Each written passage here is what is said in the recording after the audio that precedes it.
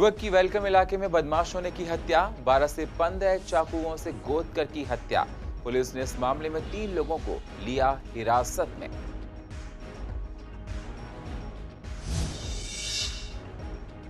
सोनिया बिहार इलाके में युवक ने की खुदकुशी।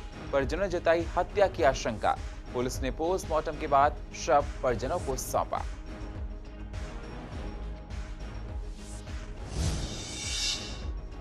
निगम ने रेलवे के साथ मिलकर चलाई मुहिम।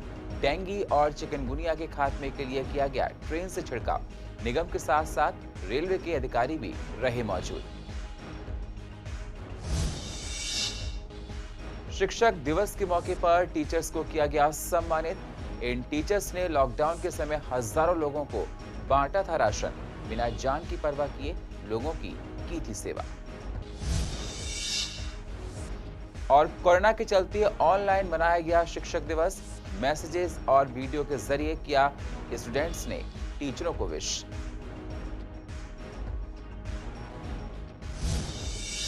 नमस्कार, स्वागत है आप सभी का सीसीएन में। मैं हूं आपके साथ सुनील चौहान और आप देख रहे हैं पूर्वी दिल्ली खास। अब होते हैं रूबरू पूर्वी दिल्ली की अहम खबरों के साथ। दिल्ली के वेलकम इलाके से है, जहां देर रात एक युवक की अज्ञात बदमाशों ने चाकू से गोद कर हत्या कर दी। वहीं पुलिस ने इस मामले में 3 लोगों को हिरासत में ले लिया है।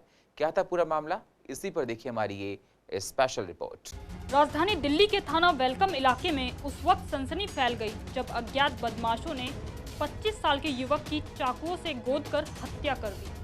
मृतक की पहचान वेलकम इलाके के जनता कॉलोनी के गली नंबर 15 में रहने वाले नूर हसन के रूप में हुई है।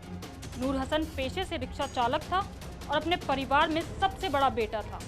रिक्शा चलाकर अपने 5 छोटे भाई बहनों और माता पिता का भरण पोषण करता था। मृतक के परिजनों ने बताया कि उन्हें घटना के बारे में उस वक्त जानकारी मिली जब पड़ोस में रहने वाले एक लड़के ने उन्हें इस बात की जानकारी दी कि उनका बेटा घायल अवस्था में गली में पड़ा है। परिवार वालों ने घायल अवस्था में नूर हसन को अस्पताल में पहुंचाया, जहां डॉक्टरों ने उसे मृत घोषित कर दिया।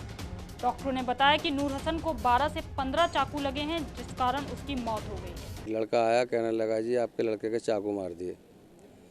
हम फौरन मैं और मेरी लड़की, मेरा लड़का सारे के सारे पहुँचे।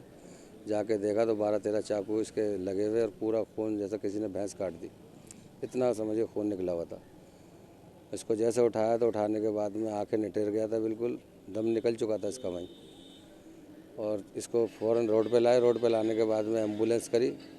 वहीं हमारी कॉलोनी में एम्बुलेंस लगी हुई है, उस एम्बुलेंस में सीधे शास्त्री पार्क लेकर गए। दुश्मनी कोई नहीं थी सर, बस साथ के ही हैं, साथ के ही समझ के रहने वाले, उन्होंने मारा है। मैं साथ में, हाँ अभी 3 पकड़े, बता रहे हैं कि 3 पकड़ में आए। 2 जनता कॉलोनी के, 1 वेलकम का। नहीं, शादीशुदा नहीं था। लड़के की उम्र 25 साल थी। काम अपने छोटा मोटा कर ही लेता था, क्योंकि वैसे लॉकडाउन की वजह से काम नहीं चल रहा था। उसकी तबीयत खराब भी रहती थी। वहीं पुलिस ने इस मामले में हत्या का मुकदमा दर्ज कर 3 लोगों को हिरासत में ले लिया है। पुलिस की शुरुआती जांच में ये सामने आ रहा है कि आपसी रंजिश के चलते इस वारदात को अंजाम दिया गया। सीसीएन के लिए क्राइम रिपोर्टर एहरार के साथ वीडियो जर्नलिस्ट महेंद्र की रिपोर्ट। अब खबर सोनिया बिहार से है, जहां 34 साल के युवक ने फांसी लगाकर आत्महत्या कर ली है। मृतक की पहचान गौरव के रूप में हुई है। 3 साल पहले ही वह की शादी सोनिया बिहार की रहने वाली एक लड़की से हुई थी, जिससे उसकी 2 साल की बेटी भी है। वहीं मृतक के परिजनों का कहना है ये आत्महत्या नहीं है, हत्या है। हत्या का शक मृतक के परिजनों ने मृतक के ससुराल वालों पर लगाया है। उनका कहना है कि मृतक के हाथ पैर पर इस तरह के निशान हैं, जैसे उसे पहले मारा पीटा गया हो और फिर उसे आत्महत्या का रूप दे दिया हो। वहीं पुलिस ने शव का पोस्टमार्टम कर शव परिजनों को सौंप दिया है और मामले की जांच में जुट गई है। तो रात को इसको हमने जहाँ सीन देखा जाके कि इसको उससे लटका रखा था। जो गेट होता है, गेट के ऊपर विंडो होती है, बराबर का जंगला है, वो खुला हुआ था। माँ है क्या कोई भी आदमी नहीं कर सकता, आ सकता, जा सकता। काफ़ी बड़ी विंडो थी वो। तो उसके हाथों पे भी निशान है, पैरों पे भी निशान है चोट के। नहीं, फांसी लटकाई जिस तरीके झगड़ा होता है ना, फिर झगड़ा करने के बाद में उसके बाद वो लटकाया गया। ससुराल वाले भी, बीवी कोई नहीं आया यहाँ पे, हम अकेले ही यहाँ पे आना चाहिए था उनको। मामला मेरे पास तो सवेरे फ़ोन आया है इनके पड़ोसी का कि जी ऐसे बात हो गई है। उनके घर से भी मेरे पे कोई कॉल नहीं, बाद में आई है। पहले पड़ोसियों के आए हैं कि ऐसे बात हो गई और आप आ जाओ। जब हमने वहाँ जाके देखा तो वो लटके हुए थे बॉडी पे सर। अभी हमने देखा सर, हाथों पे उसके निशान पड़े हुए हैं, मुंह पे, चेहरे पे निशान पड़े हुए हैं, पैरों पे निशान पड़े हुए हैं उसके। ईडीएमसी ने रेलवे के साथ मिलकर डेंगू, मलेरिया और चिकनगुनिया से बचने के लिए मच्छरमार ट्रेन चलाई है। पूर्वी दिल्ली के कई इलाकों को इस ट्रेन ने कवर किया। इसी पर देखिए हमारी स्पेशल रिपोर्ट, डेंगू के खिलाफ ट्रेन मुहिम।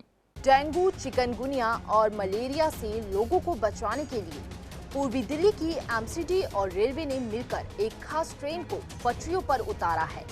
यह ट्रेन नई दिल्ली से चली थी और दिल्ली के कई इलाकों को कवर करती हुई वापस नई दिल्ली पहुंच गई, जिसमें पूर्वी दिल्ली के भी कई इलाके शामिल थे। यहाँ पे हमारे कर्मचारी बिल्कुल नहीं पहुँच पाते। आप खुद भी देखेंगे कि मैनुअल उनका आना संभव नहीं है। बारिश सब जगह होती है, पानी एकत्रित हो जाता है, यहाँ पे भी डेंगू मलेरिया हो जाता है। पास के जितने भी हमारे घर पड़ते हैं उनमें ये बीमारी ना फैले, इसके लिए यहाँ पे दवाई का छिड़काव किया जाता है। यहाँ से ये गाड़ी विवेक विहार, आनंद विहार से मुनावली होते हुए पूरा एरिया हमारा शाहदरा साउथ जोन का ये लक्ष्मी नगर की तरफ से फिर नई दिल्ली स्टेशन जाएगी। तो ये काफ़ी बड़ा, ये आज पहली ट्रेन चलाई है, दूसरी ट्रेन हम और चलाएंगे इसके बाद, जो शाहदरा नॉर्थ जोन को कवर करेगी, जो यहाँ से शामली वाली लाइन पे जाएगी। आपको बता दें, रेल पटरियों के किनारे जमा पानी में अक्सर मच्छर पनप जाते हैं, जो आसपास की कॉलोनी में बीमारियों का कारण बन जाते हैं। इससे निपटने के लिए एक बार फिर पटरी पर मच्छर मार ट्रेन चलाई गई है।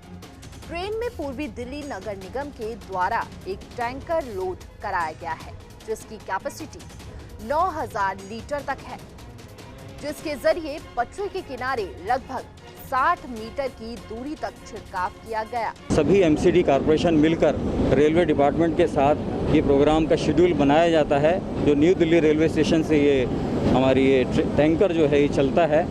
इस टैंकर में पानी में जो है लार्विसाइडल दवा घुली होती है, डाइफ्लोरोबेंजीरोन है हमारे इसमें। 9000 कैपेसिटी का ये टैंकर है। बता दें, ये ट्रेन हर साल मॉनसून में चलाई जाती है और किनारों पर दवाइयों का छिड़काव किया जाता है। रेलवे के अधिकारियों ने बताया, बरसात के दिनों में मच्छर का प्रकोप बढ़ जाता है, जिससे बीमारियों का खतरा मंडराने लगता है, जिससे निपटने के लिए एमसीडी और रेलवे मिलकर ये मुहिम एक साथ चलाते हैं। हमारी रेलवे लाइन के दोनों तरफ जो पानी भरता है उसमें हमारे कर्मचारी पहुंच नहीं पाते हैं, तो रेलवे के साथ हम एक ऐसा ये प्रपोजल लगते हैं उनके साथ मिलकर कि ट्रेन से हम उसका दवाइयों का स्प्रे करते हैं।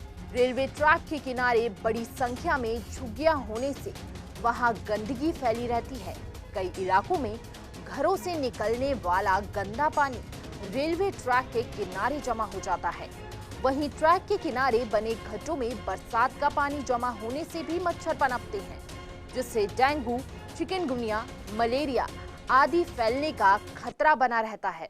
देखिए, जिस प्रकार से डेंगू और चिकनगुनिया के साथ साथ इस समय कोरोना का काल चल रहा है, उसी प्रकार से हमारी पूरी डीएमसी की तैयारी है। सैनिटाइजेशन के साथ साथ पूरा जो ध्यान रखा जाएगा कि डेंगू, मलेरिया और चिकनगुनिया के पूर्वी दिल्ली नगर निगम में केसेस ना आए। जिस ट्रैक पर मैनुअली हाथ से आकर के स्प्रे करना संभव नहीं है, वहाँ पर ये ट्रेन चलाई जाती हैं और एक बहुत उम्दा उदाहरण है और हमारा सभी के लिए समर्पण है पूर्वी दिल्ली नगर निगम का, जो इस तरह से ज़मीन पर उतरकर और आपसी डिपार्टमेंट्स का, विभागों का तालमेल बिठा करके हम लोग मलेरिया से लड़ाई के लिए, डेंगू से लड़ाई के लिए और चिकनगुनिया से लड़ाई के लिए पूरी तरह से तैयार है। वहीं इस ट्रेन पर सवार तमाम निगम के अधिकारी, रेलवे अधिकारी, एमसीडी की हेल्थ चेयरमैन और कई पार्षद भी मौजूद रहे। ऐसे में देखना ये होगा कि जिस मकसद से ये ट्रेन पटरी पर उतारी है, क्या वो पूरा होगा।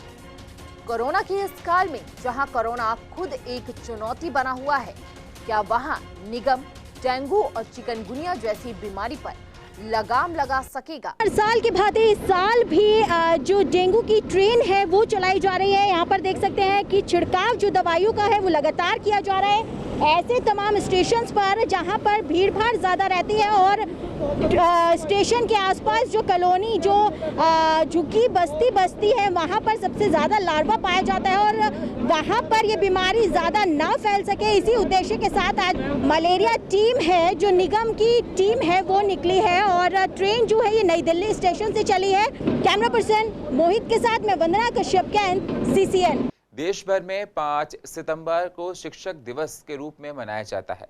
इस दिन को पूरे देश में आज मनाया गया और देश के दूसरे राष्ट्रपति डॉक्टर सर्वपल्ली राधाकृष्णन के जन्मदिन के रूप में इसको मनाया जाता है।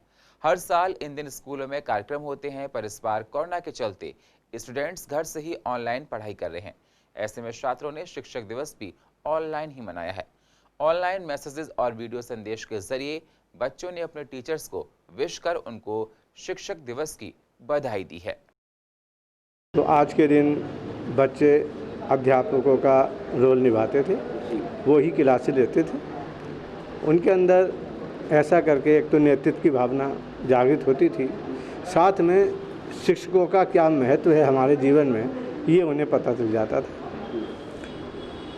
शिक्षकों के प्रति उनका सम्मान और बढ़ता था। लेकिन आज ये जो आपदा है, इस दौरान हमारे बहुत से छात्रों ने हमें मैसेज के द्वारा, ग्रुप के द्वारा हमें टीचर्स डे की शुभकामनाएं दी हैं। चाहे टीचर्स डे हो या कोई भी फंक्शन हो, हम लोग सब घर से ही मना रहे हैं, बच्चे हमारे सारे। तो बच्चों का हमारे पास व्हाट्सएप पे मैसेजेस आ रहे हैं, वो कॉल करके हमें टीचर्स डे विश कर रहे हैं, वो हमारे लिए ग्रीटिंग कार्ड बना के उसकी वीडियोस एंड उसकी फ़ोटोज़ हमें भेज रहे हैं। इसी तरह से वो उनका जो भाव है अपने टीचर्स के प्रति, वो उसको व्यक्त कर रहे हैं। आज कोविड-19 के समय में भी ऑनलाइन बच्चे काफ़ी एक्टिव है, सुबह से मैसेज कर रहे हैं और हम लोग कोशिश किए हैं कि जूनियर क्लास के ग्रुप में सीनियर बच्चे को ऐड कर दिए हैं व्हाट्सएप ग्रुप में, और वो कोई भी क्वेश्चन आज के डेट में है तो अपने सीनियर बच्चे के तो जो टीचर बनाए गए हैं वो रिस्पांस दे रहे हैं और अच्छी तरह से रिस्पांस दे रहे हैं। शिक्षक दिवस के मौके पर सुभाष मोहल्ला स्थित निगम प्राथमिक विद्यालय में एक समारोह का आयोजन किया गया, जिसमें कई टीचर्स को सम्मानित भी किया गया। बताया जाता है ये वो टीचर्स हैं जिन्होंने कोरोना काल में अपनी जान को जोखिम में डालकर लोगों को राशन और खाना बांटा। उदाहरण के तौर पर नीलम शाह नाम की टीचर प्रेग्नेंट होने के बावजूद लोगों की सेवा के लिए बदरपुर से ऑटो पकड़कर पूर्व दिल्ली के स्कूल में खाना बांटने के लिए आती थी। इसी प्रकार और भी ऐसे कई टीचर्स को सम्मानित किया गया है जिन्होंने कोरोना की परवाह किए बिना रोजाना हजारों लोगों को भोजन बांटा है। जब लोग अपने घरों से निकलने को तैयार नहीं थे, उनको डर लगता था, ऐसे समय में हजारों लोगों को राशन बांटना एक ऐतिहासिक काम था। कच्चा राशन बांटना, पक्का राशन बांटना, और ये वही लोग कर सकते हैं जो देश की सेवा करना चाहते हैं। जब जब कोई बड़ा काम आता है तो ये शिक्षक लोग ही हैं जो कि उस काम का बीड़ा उठाते हैं। चाहे घर जा कर वोट बनाना हो, चाहे घर जा कर जनगणना करनी हो, कोई भी काम जो मुश्किल काम होता है सरकार द्वारा हमारे शिक्षकों को सौंप दिया जाता है। और कोरोना काल ने तो वाकई में बहुत ऐतिहासिक काम किया है। इस साल कोरोना की वजह से कई चीजों में कई बदलाव देखने को मिले। ऐसा एक बदलाव वार्षिक परीक्षा में देखने को मिला, जहां कई स्टूडेंट्स की जुलाई में होने वाली कंपार्टमेंट परीक्षा को रद्द कर दिया गया था, पर अब प्रशासन ने इसे 22 सितंबर से कराने का फैसला किया है। इस संदर्भ में जब पेरेंट्स से बात की गई तो वो इस फैसले से सहमत दिखाई दिए। अधिकतर पेरेंट्स का मानना है कि परीक्षाएं होनी चाहिए, वो भी पूरे एहतियात के साथ। तो वहीं कुछ पेरेंट्स ने इस पर आपत्ति भी जाहिर की है। मुझे लगता है कि ये एग्ज़ाम होने चाहिए, लेकिन प्रॉपर एक तरीके से होने चाहिए, सोशल डिस्टेंसिंग के साथ, और एक सिस्टम बना के होने चाहिए। क्योंकि एक तो अगर बाई चांस बच्चों का साल ख़राब होता है इस पेंडेमिक की वजह से, तो उनका एक साल दोबारा वापसी कभी नहीं आता। तो मैं चाहता हूँ कि हो, लेकिन प्रॉपर तरीक़ों से सिस्टम से हो। सोशल डिस्टेंसिंग होनी चाहिए और बच्चों को ध्यान रख, बच्चों को भी उसमें थोड़ा सा कंट्रीब्यूट करना पड़ेगा कि हमें किस तरीके से आना है स्कूल में, किस तरीके से बैठना है, सोशल डिस्टेंसिंग का पालन करना है, तो उस हिसाब से बच्चों की साल बच जाएगा।